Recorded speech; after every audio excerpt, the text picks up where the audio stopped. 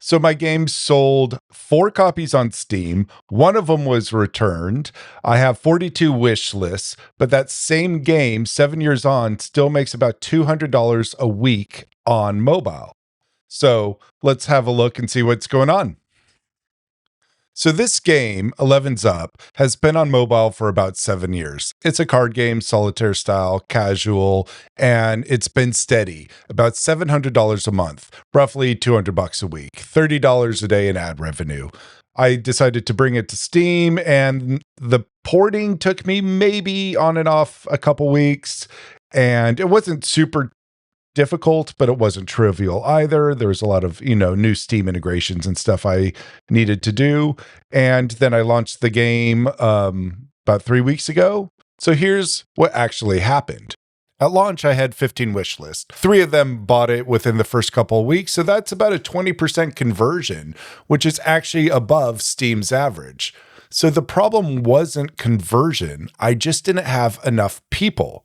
Since then, the wish list has grown to 42. A 4th copy has trickled in, but that launch window is really where the momentum happens.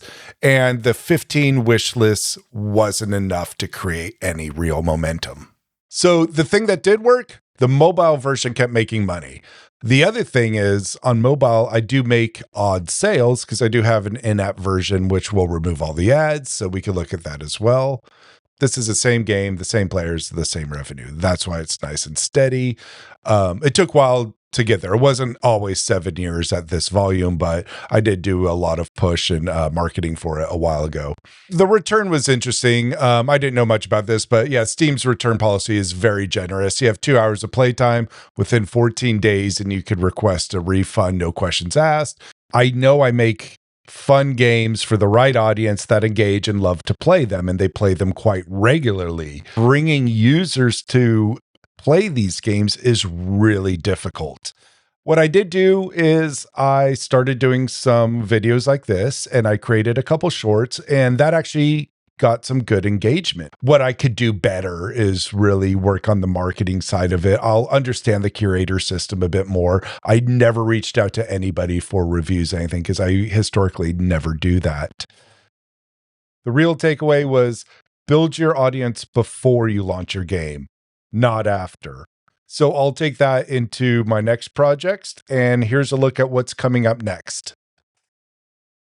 So I have a couple other games on mobile that I definitely want to bring across. Some of them are almost ready to go. I have another game which will definitely need some rejigging, but I think is definitely fit for the Steam community. And I have a brand new game, a brand new old game that I'm bringing. And this game is well over 20 years old. It was developed for the Game Boy Advance, and it never got published. But it was a complete game me and my partner built way back when in the early 2000s. I have the original ROM. I don't have the source code. It's been a passion project of mine. And instead of trying to monetize it through ads or anything, I'm just going to rebuild the game and sell it on Steam. But I'm going to go through the whole journey of me bringing this old game to life on this channel. So stay tuned.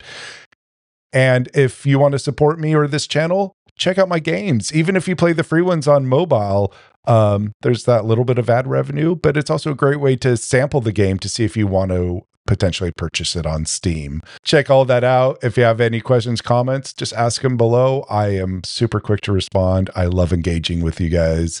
If you like any of this, please like, subscribe, join me on the journey. I think this Game Boy one is going to be really cool, but I have a couple other games I'm working on, and I'll share the behind the scenes on that as well.